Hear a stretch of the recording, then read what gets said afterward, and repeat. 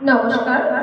সম্মানিত শিক্ষক শিক্ষিকা মহাশয় ও মহাশয়া, প্রিয় অভিভাবক বৃন্দ, স্নেহের ছাত্রছাত্রী এবং উপস্থিত সকল অতিথিবৃন্দ, আপনাদের সকলকে জানাই আন্তরিক শুভ সকাল ও শুভেচ্ছা। আজ আমাদের বিদ্যালয়ের জন্য এক অত্যন্ত আনন্দের ও আবেগঘন দিন। আজ আমরা একত্রিত হয়েছি পৃথিবীর সবচেয়ে মহান, সবচেয়ে পবিত্র এবং সবচেয়ে নিঃস্বার্থ সম্পর্ককে সম্মান জানাতে। আজকের এই বিশেষ দিনটি হল মাতৃদিবস। মা, এই ছোট্ট শব্দটির মধ্যে লুকিয়ে আছে অসীম ভালোবাসা, ত্যাগ, স্নেহ, মমতা, ক্ষমতা ও আশীর্বাদ। পৃথিবীতে এমন কোনো ভাষা নেই যা মায়ের মহত্বকে সম্পূর্ণভাবে প্রকাশ করতে পারে। একজন মানুষ জীবনে যতই বড় হোক না কেন, মায়ের কাছে সে চিরকাল ছোট্ট সন্তান হয়েই থাকে। আজকে এই শুভ দিনে আমি সকল মায়েদের প্রতি গভীর শ্রদ্ধা ও কৃতজ্ঞতা জ্ঞাপন করছি, কারণ মাই আমাদের জীবনে প্রথম শিক্ষক, প্রথম বন্ধু, প্রথম আশ্রয় এবং প্রথম পথপ্রদর্শক।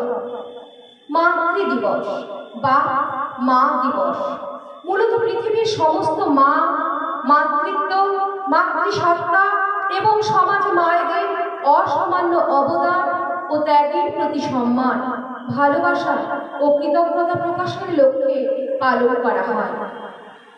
এই বিশেষ দিনটি পালনের মূল কারণ ও প্রেক্ষাপট আমরা আজ সবার কাছে তুলে ধরব। মায়েদের সম্মান আর অবদান তা তো বলারই নয়। সমাজে মায়েদের প্রভাব, তাদের নিঃস্বার্থ ভালোবাসা, যত্ন এবং পরিবারের জন্য তাদের অবদানকে স্বীকৃতি দিতে এই দিনটি উদযাপিত হয়। 1908 সালে আমেরিকার আন্না জার্ভিস নিজের মায়ের স্মৃতির উদ্দেশ্যে প্রথম এই দিনটি পালন করেছিলেন। পরবর্তীতে তারই প্রচেষ্টায় 1914 সালে মার্কিন যুক্তরাষ্ট্রে আনুষ্ঠানিকভাবে মে মাসের দ্বিতীয় রবিবার মা দিবস হিসেবে ঘোষিত হয়, যা এখন বিশ্বব্যাপী পালিত হচ্ছে। এটি মায়েদের প্রতি কৃতজ্ঞতা প্রকাশ করা এবং তাদের ত্যাগের জন্য ধন্যবাদ জানানোর একটি বিশেষ দিন, যা শিশুদের মধ্যে মা বাবার প্রতি শ্রদ্ধাবোধ জাগিয়ে তোলে। ভারত সহ বিশ্বের অধিকাংশ দেশে মে মাসের দ্বিতীয় রবিবার মাতৃদিবস পালিত হয়। মাতৃদিবসে প্রতিটি সন্তান তাই মায়ের সুস্থতা, দীর্ঘায়ু এবং সুখ কামনা করে এবং তাকে সম্মানিত করে। একটা শিশু জন্মের পর সে প্রথম মাকেই দেখে। তারপর এই যে ছোট্ট শিশুর হাসি, প্রথম কথা, প্রথম হাঁটা, সব কিছুর পিছনেই থাকে মায়ের অক্লান্ত পরিশ্রম ও স্নেহ।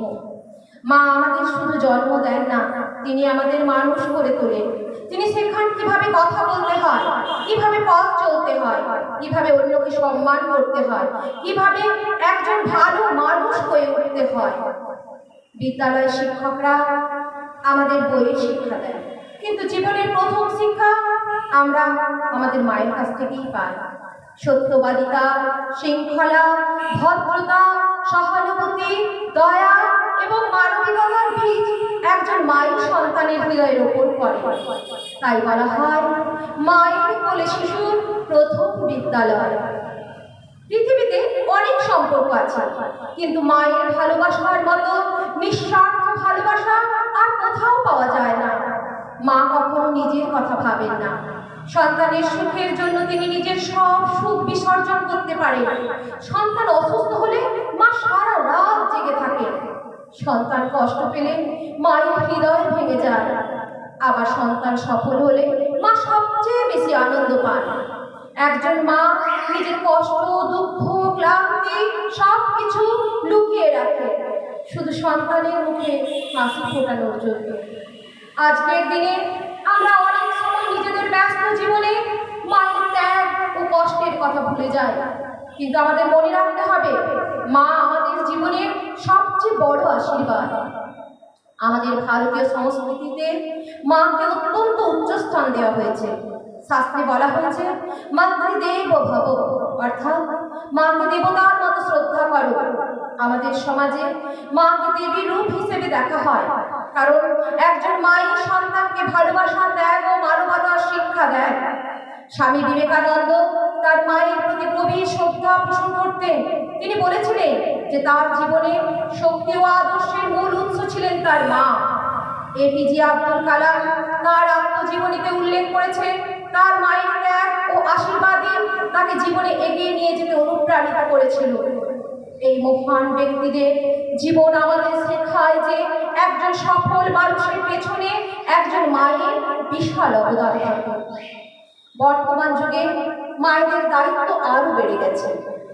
অনেক মা আজ সংসার সামলানোর পাশাপাশি চাকরিও করে, তবুও তারা সন্তানদের পড়াশোনা, খাবার বানানো, টিফিন বানিয়ে দেওয়া, স্বাস্থ্য এবং ভবিষ্যতের প্রতি সমান যত্নশীল।